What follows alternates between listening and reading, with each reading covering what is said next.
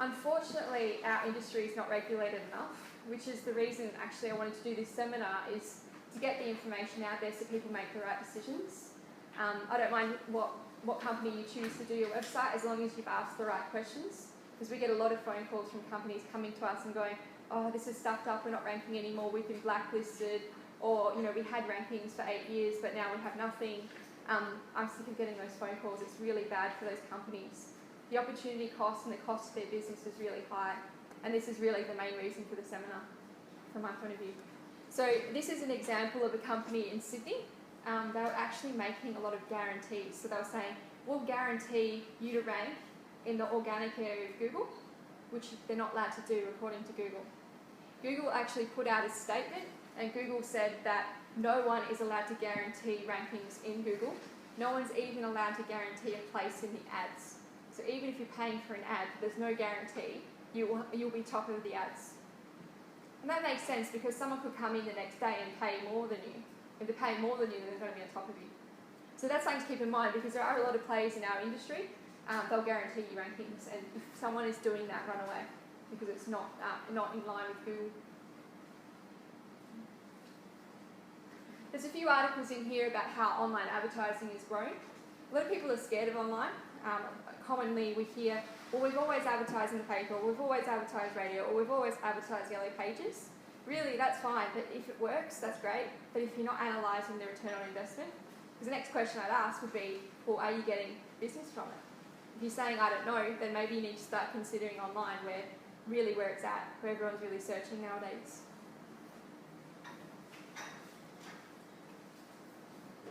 The other thing I thought was interesting is I saw this article about fair trading. So as I mentioned, our industry is not regulated enough. There's a lot of companies out there that say that they're doing SEO, and you can't really quantify what SEO is. What is search engine optimization? What exactly are they doing for the money that I'm giving them? It's really sealed. It's really quite not transparent enough. So I've actually got a few examples in there of what you can look for. So really, you want to consider outsourcing as one of the recommendations we make, unless you're really, really tiny. Because if you don't outsource, you could make a mistake with it internally. If you do something that's black hat, you could penalise your whole website. You also want to consider outsourcing because you don't have the resources to keep up with Google and what's changing all the time. To give you an idea, we've got 350 staff, and we've got a 50-staff team dedicated to Google R&D. So all the changes that happen, and we've got 24-hour monitoring on sites to make sure that if something changes, we change what we're doing. And that's one of the things that you really need if you're going to keep up in a competitive industry. I put a couple of brochures in your pack, so if you need to compare providers, there's some of the things to look out for. Like I said, we really want to put the warning out there because we get a lot of people call and have had things go wrong.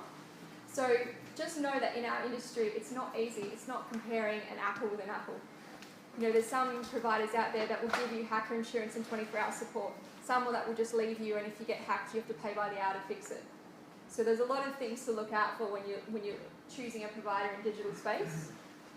So the thing that you want to keep in mind is if you don't choose the right provider, you've got an opportunity cost. Either you might not rank at all, which is a huge opportunity cost. You might rank a little, but not as much as you could have, which is an opportunity cost. Or you might choose the right provider and you get exactly what you need. So there's a few things to look for. I'm not going to go through this because it's too salesy. So this is in your packs there. It's just really how you can compare providers. And also what I want to say really is at the end of the day, you could say I want a car, but the difference between this car in terms of how it drives and looks compared to that car and the features are completely different. It's the same with the web. So you can get a website for $500, but the stuff that you're missing out on is completely different. Is this your car, Nathan? No, so Nothing wrong with it. It looks shiny and new, but it doesn't go as fast as you need. So if your aim as your business is to go Formula 1 driving, this is not going to get you winning any races. But if you don't want to win any Formula 1 races, you just want to get from A to B, this would be perfect. So I've got some questionnaires in your packs there about what you can ask a provider. So you're asking the right questions, because you don't know what you don't know. I go to buy a fridge, I don't know that I can get an ice maker that's plugged in or not plugged in, or there's these features, or if I'm going to buy a car, I don't know the difference between certain cars and performance and literage and what sort of petrol and all that sort of thing. So you don't know what you don't know. So these are the questions here to ask to really make sure that you get the right provider. So the things that I would ask is really the business credentials, because if you're partnering with a developer, you want it to be a long-term partnership. If they build your website and everything and they build it in a bespoke framework, then they go broke next year, you're stuck. You know, you've got to either rebuild that site or do something with the site.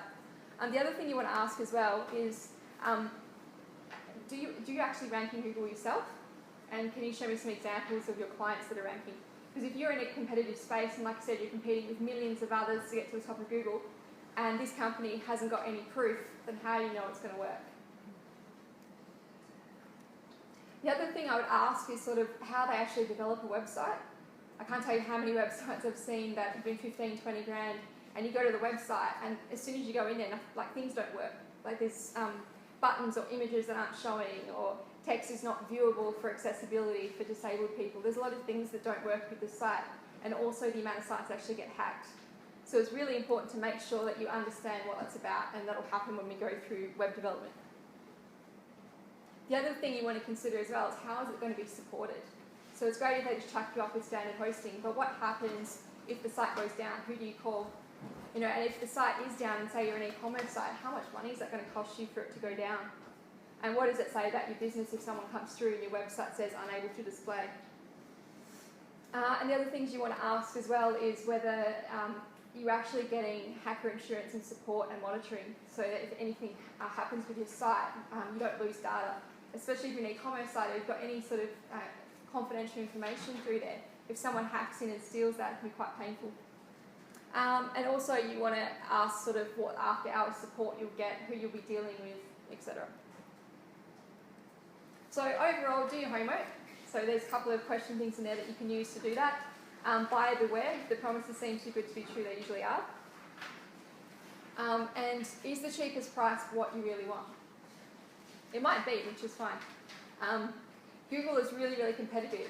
So one of the questions I would say is, you know, does it make sense that the cheapest investment will have you competing across, you know, on top of millions and millions of websites, if all those millions of websites are also investing in this as well? And as Google changes its algorithm pretty much daily, if you pay a small fee, will that provider you're dealing with, will they actually make sure that every day you're ranking? Or will they just get you up there, set and forget, and then you fall down? So there's a few good questions to ask. There's a brochure in your packs as well about some of the risks of choosing the wrong provider, because we've seen it all. Making a mistake, security risks, black hat risks. So if you choose a provider that does something black hat with Google, you could get penalised, and then you've got to deal with that.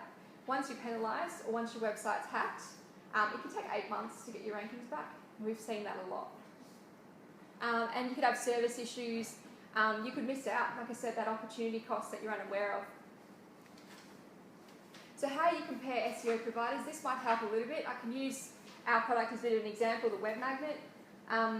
What we do in terms of SEO is more than SEO. So it's not just making your website rank, it's a whole gamut of things behind the scenes. So some of the factors that you could consider is content. So we make sure that we do copywriting to make sure that the website's attractive to Google. The design, the actual design of the website affects how Google looks at your site. The development's making sure that it's fast to download and it displays well. The hardware, so making sure that the servers are up all the time. We have a 99.9% guarantee because Google likes the website to be up. And also the software, so making sure that you're monitoring for ranking changes, you're monitoring for any defacement or security issues with your site. So really what most people don't realise is it's not just on-site factors for SEO, it's also off-site. So how your website's hosted, how it's secured, all of the things behind the scenes affect your rankings as well. It's not just the front-end stuff. So that's really some of the things to look at. The other thing that we look at is not just that your website ranks, but it actually converts. So that's another thing to ask your provider.